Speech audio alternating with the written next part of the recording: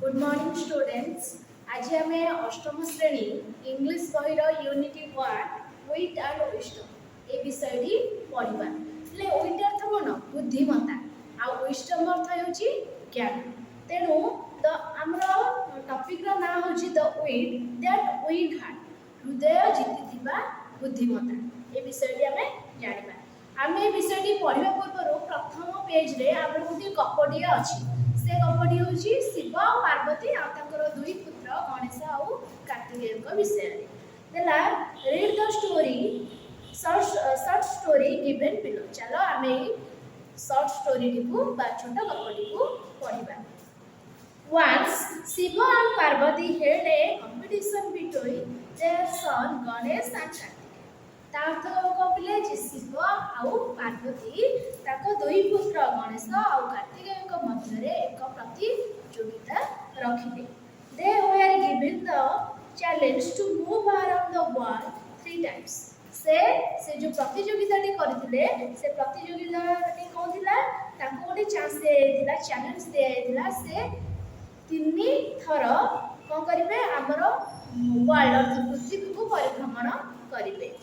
The one who win would receive the fruit of wisdom. तार्थ कौन? जे ए प्रतियोगिता रे जीतिबो win हबो ताको कोन मिलबो? फल, दिव्य फल एवं विस्डम अर्थ कौन? ज्ञान और बुद्धि। ए दुइटी मिलिबो।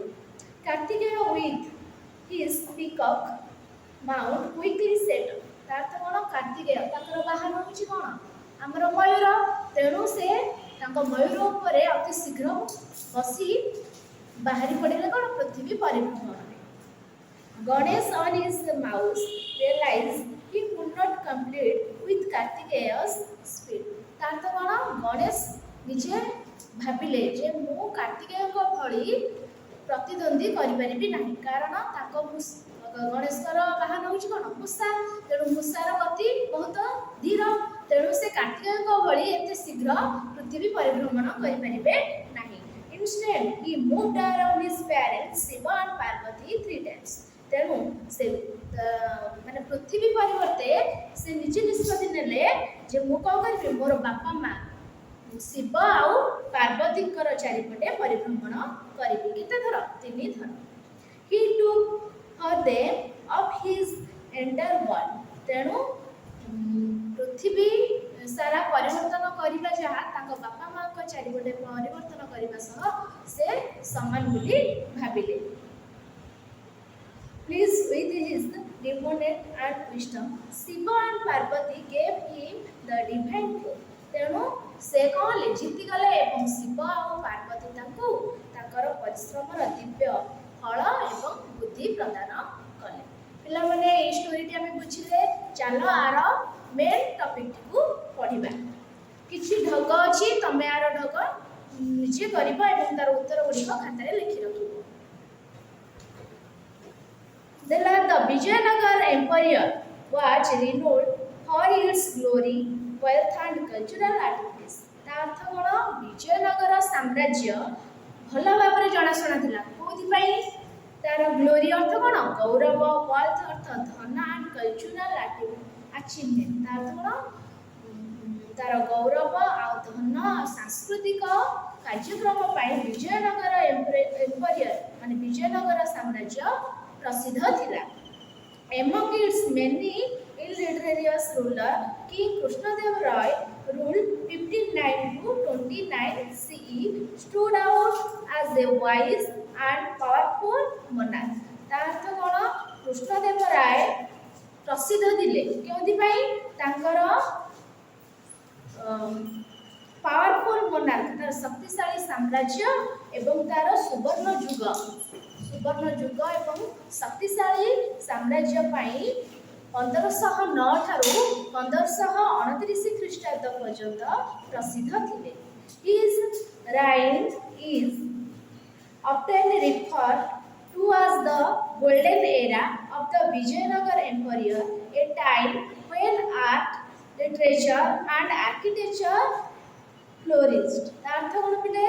जे एटा गोटे सुवर्ण युग थिला, जो युगरे कि विजयनगर शासनकर्ता जो समय तार साहित्य तार जो समय कि तार कला साहित्य एवं सांस्कृतिक पाई से कौन थिला प्रसिद्ध थिला।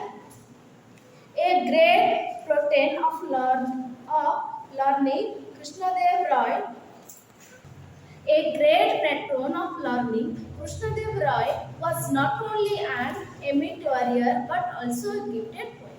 तार्थ कौन जे कृष्णदेव राय जड़े पृष्ठपोषकता नथिले से मध्य आउ कौन थिले से जड़े भल पोएट अर्थ कौन आमर प्रसिद्ध आमर काव्य रचना जे सब करती कौन कहती पोएट कहती से जड़े मध्य काव्य रचनाकार थिले। His work such as epic Amukta Malyada and the Sanskrit drama Jambavati Parinaya.